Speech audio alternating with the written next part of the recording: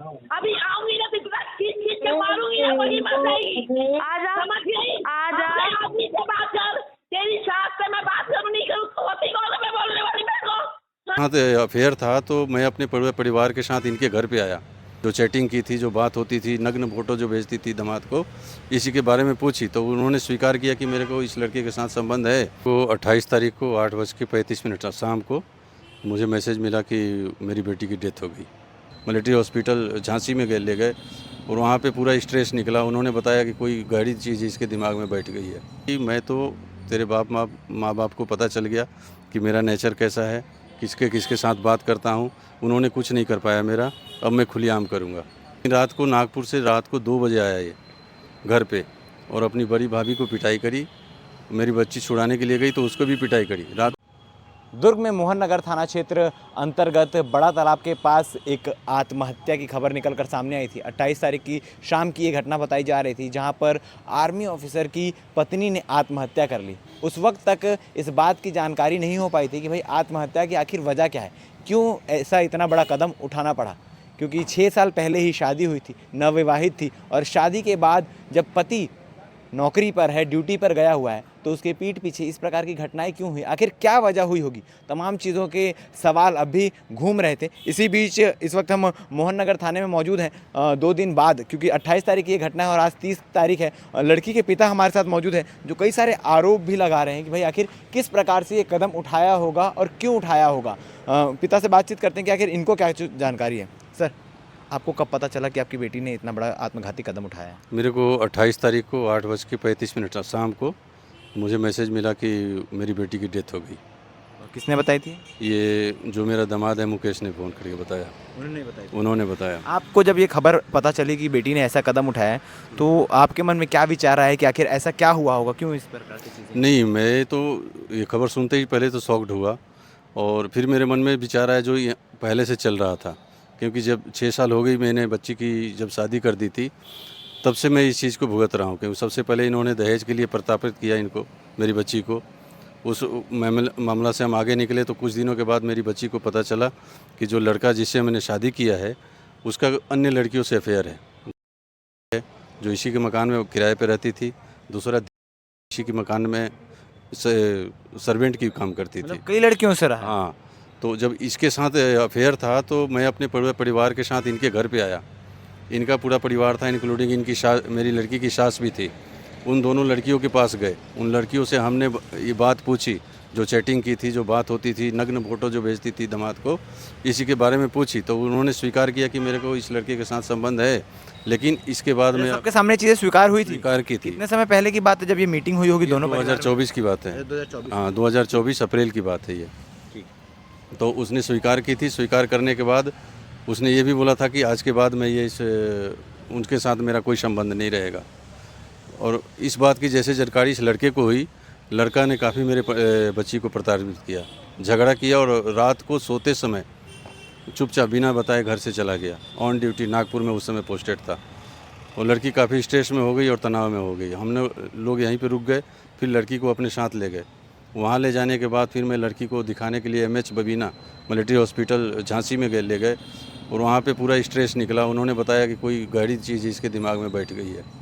2 महीना के बाद पुनः लड़का आया और उसको लेके आया वापस, और सारी चीज़ें ठीक करके कि अब चीज़ें अच्छी चलेंगी। अब चीज़ें अच्छी चलेगी करके ले गया और नागपुर लेके चला गया अपने साथ। जब नागपुर ले गया तो वहाँ पे लड़का ने बोला कि मैं तो तेरे माँ बाप को पता चल गया कि मेरा नेचर कैसा है, किसके किसके साथ बात करता हूँ। उन्होंने कुछ नहीं कर पाया मेरा, अब मैं खुलेआम करूँगा। मेरे बच्ची के सामने वीडियो कॉल करता था, औरतों से बात करता था, सारा चीज़ें करता था। ये बातें आपकी बेटी ने आपको बताई थी?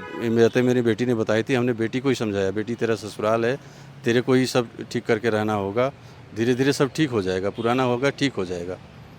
कुछ दिनों के बाद लड़की को वो घर पे लाया, घर पे छोड़ा और फिर चला गया नागपुर वापस।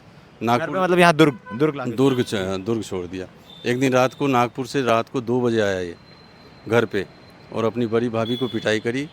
मेरी बच्ची छुड़ाने के लिए गई तो उसको भी पिटाई करी। रात को बड़ी भाभी को किस वजह से मारा? बड़ी भाभी को उसकी माँ के साथ कोई आपसी रंजिश होगा। अच्छा। उसकी वजह से उसने मारा तो बड़ी भाभी यहाँ से भाग गई। थाने में रिपोर्ट लिखवाई और उसका केस अभी भी चल रहा है उस लड़के के अगेंस्ट। आज की डेट में उसके घर में कोई औरत नहीं है सिवाय उसके मदर की। फिर मेरी बच्ची रहती थी अकेला, क्योंकि घर में रहने वाला कोई नहीं है। फिर भी मैं अपनी बच्ची को लेके गया था अपने घर पे समर वेकेशन के दौरान। 2 महीना पहले 22 जून को मैं बच्ची को यहाँ पे छोड़ के गया था, और यहाँ आने के बाद बच्ची एक स्कूल ज्वाइन कर ली थी, वहाँ पे टीचिंग का काम करती थी। अभी 1 या 1.5 महीना ही हुआ था कि सडनली ये घटना हो गई। जिस दिन घटना हुई उस दिन बच्ची ने मेरे पास एक वाइट भेजा, किसी से ऑनलाइन बात हो रही है, उसमें लड़का भी है। इसको काफ़ी प्रताड़ित कर रही है, काफ़ी गाली दे रही है, काफ़ी डांट पड़ रही है। कॉल में बात हो रही थी उनके कॉल बीच में। बात हो रही थी, हाँ। और बोल भी रही थी कि अभी आके तेरे को मारूंगी, तेरा खानदान कुछ नहीं कर सकता, कुछ ऐसे। उसकी सांस वही बैठ के सुन रही थी, वो भी कोई एक्शन नहीं ली। और कुछ देर के बाद मुझे खबर मिलता है कि आपकी लड़की की मौत हो गई। मतलब जब आपके पास ये ऑडियो रिकॉर्डिंग भेजी गई उसके 5 मिनट बाद ही ये खबर मिली। 5 मिनट मीन्स मैंने ऑडियो सुना, जिस समय ऑडियो भेजा उस समय मेरा मोबाइल चार्ज में था, उस समय मैं सुना नहीं। बाद में मैं आके मोबाइल उठाया, देखा तो उसका ऑडियो आया। पूरा ऑडियो सुनने के बाद मैं कॉल किया, इसको कॉल किया तो इसने कॉल नहीं उठाया। फिर लड़के को कॉल किया, तो लड़के को कॉल किया तो वो बोला कि ऐसे ऐसे हो गया है, घर के झगड़ा चल रहा है, दरवाज़ा बंद कर रही है, ऐसे करके उसने बताया। फिर कुछ देर के बाद लड़का फ़ोन किया कि वो बच्ची अनु का डेथ हो गया है। आप लोग, आपका परिवार कहाँ रहता है? एक्चुअल में बिलोंग बिहार से हूँ, लेकिन अभी प्रेजेंटली हम झांसी में रहते हैं, बबीना। ठीक है। और आप क्या काम करते हैं? मैं एक सर्विसमैन हूँ, आर्मी से रिटायर्ड हूँ। अभी इंद्रप्रस्थ एकेडमी स्कूल में एडमिन अफसर का ड्यूटी देखता हूँ। ठीक है। तो जब आपको सूचना मिली कि बेटी ने इतना बड़ा कदम उठाया, तो आपका पूरा परिवार भिलाई से, मतलब बिहार से दुर्ग, झांसी से दुर्ग आया? झांसी से दुर्ग। हमने गाड़ी उस समय रिजर्व करी और रिजर्व करके सीधे यहाँ पे दुर्ग पहुँचे हम। फिर दुर्ग पहुंचने के बाद लड़के के परिवार से किसी से बातचीत हुई आपकी?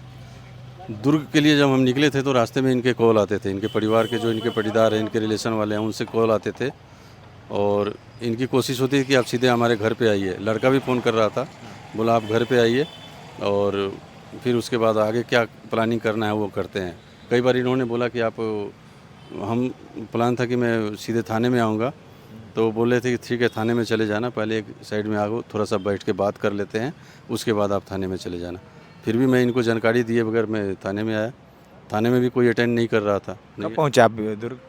29 तारीख को मैं 12:30 बजे पहुंचा, इस थाने में डायरेक्ट आया। शिकायत कर दी है कि करना है, क्या है? यहाँ पे आने के बाद फिर इन्होंने बोला कि पहले पंचनामा होगी, उसके बाद पोस्टमार्टम होगा, देन आपकी कोई रिपोर्ट होगी तो लिखी जाएगी। फिर मैं यहाँ से पंचनामा के लिए गया, तो उनके परिवार के भी 2 व्यक्ति आए और पंचनामा हुआ। पंचनामा होने के बाद मैं आके इनिशियल रिपोर्ट लिखवाया, बस उतनी ही रिपोर्ट लिखे हैं। उसके बाद आज पोस्टमार्टम हुआ। पोस्टमार्टम के बाद मैं यहाँ आया था और टीआई साहब से बात किया अभी फ़ोन पे कि अभी मेरा क्या रोल है, अभी क्या ड्यूटी है, मेरे को एफआईआर लिखवानी थी। तो टीआई साहब ने बोला अभी जो दाह संस्कार हो रहा है वो होगा और पुलिस रिपोर्ट बनेगी, उसके बाद अगर आपकी ज़रूरत पड़ेगी तो आपको बुलाया जाएगा। अच्छा, मतलब आप लोग के पृथक से कोई एफआईआर अभी दर्ज नहीं की गई है? नहीं, अभी हमारी तरफ से एफआईआर के लिए हम घूम रहे हैं, बट इन्होंने दर्ज नहीं किया है अभी। पुलिस ने बोला ये रिपोर्ट पुलिस की तरफ से बनेगी और देन आपको बुलाया जाएगा, आपके उसमें बयान होगा। मतलब सिर्फ जो पुलिस की रिपोर्ट रहेगी उसमें आपका बयान लिया जाएगा? यस हाँ। ठीक है। आप क्या चाहते हैं कि क्या हो, क्या चीज़ें, क्या प्रक्रिया के तहत आप जाना चाहते हैं? देखिए, बच्ची से तो मैं हाथ धो दिया। बच्ची की जब शादी किया था तो मैं अप्रोक्सीमेटली 40 लाख खर्च किया था। पैसे से तो कोई बड़ा चीज़ नहीं, पैसा तो कुछ नहीं है। एक मेरी बच्ची चली गई। बच्ची के 2 छोटे छोटे बच्चे हैं। एक 2 साल का बच्चा है जो अभी दूध पीता था, एक 4 साल की लड़की है। उसको सुरक्षा मिलना चाहिए ताकि वो लाइफ में आगे चल के उसको, मतलब जो भी इनकी जायदाद हो या जो भी भविष्य के लिए वो मिले और हमें न्याय मिले। जिसने भी ये किया है उसको सज़ा मिलनी चाहिए आगे चल के भविष्य में। ठीक है। तो ये मृतिका के पिता हैं जिन्होंने सारी कहानी तफ्तीश से बताई कि जिस प्रकार से चीज़ें हो रही थी, इससे पहले भी 2024 में दोनों परिवारों के बीच में मीटिंग हो चुकी थी। ये चीज़ें स्पष्ट हो चुकी थी कि जो लड़का है, जो पति है, उसका कहीं और अवैध संबंध चल रहा है और जिससे संबंध चल रहा है उन्होंने भी इस चीज़ को माना था, ऐसा इनका कहना है। अब इस मामले में किस वजह से फांसी लगाई गई, पुलिस एफआईआर कब दर्ज करती है, किस प्रकार से जाँच होती है और जाँच के बाद क्या कुछ चीज़ें निकल कर सामने आती है, ये देखने वाली बातें बन रही है हमारे साथ। बाकी आप इस विषय को लेकर क्या कहना चाहेंगे कमेंट सेक्शन में कमेंट ज़रूर करें। धन्यवाद। मारूंगी ना, वही मर जाएगी। हाँ, समझा दे रही हूँ, मेरे पीछे मत पड़ना। मैं तेरे को कौन बोली? अपने आदमी को संभाल कर चलकर पहले अपने आप को देख तू, उसके बाद तू मेरे से बात करना। चलिए औकात नहीं है, बहुत हूड़ की परी आई है। अभी आऊंगी ना, खींच के मारूंगी ना, वही मर जाएगी। आजा, समझ गई? आजा। अपने आदमी से बात कर। तेरी सास से मैं बात करूँ नहीं करूँ, होती कौन है मैं बोलने वाली मेरे को? हाँ? लाइन में ही क्यों? साला थाने में गई तो तेरे कारण तेरा पति फंसा है थाने में, समझ गई? होशियार बन के केस करवाइए जो। ओहो मेरे कारण, ठीक है ना, तो तू बचा रही है ना, तो बचा रही है ना, तेरा पैर काट रहे ना, बचा ले। बर्बाद किया है, समझ गई? हाँ मेरे से लगना मत, मैं तेरे को बता दे रही हूँ, वरना वही बातचीत से मारूंगी, तेरा खानदान रोक नहीं पाएगा। मेरे से लग मत, वरना तेरा सतीना जीवन भरा जीवन कारोबार खेलेगा। फंसा दे तू, करवा दूंगी। अगर मैं तेरे से छीनना चाहिए ना तो तू अपने आदमी को रोक नहीं पाएगी। अरे मेरे को चाहिए ही नहीं ऐसा आदमी जो तेरे जैसे बुढ़ी के साथ मुंह मारा, नहीं चाहिए मुझे। समझ गई? सरकटाई नहीं करती रह के घर में, सुनी? रख और ले। मेरी तो बता, अभी आके तेरी हालत खराब कर दूंगी इसलिए तो अपने सास और ससुर के पास नहीं टिक गई। तू देखना चाहती है क्या? तू बता। मैं तेरे पति की गुलाम नहीं हूँ, तेरी गुलाम नहीं समझती। पति का कपड़ा समझती, समझ गई? आजा आजा आजा। पति को मेरे को बोलने वाली है, माँ से पति बोलता है मेरे को, बहुत दिन से सुन रही है 1 साल से। शादी अपनी औरत का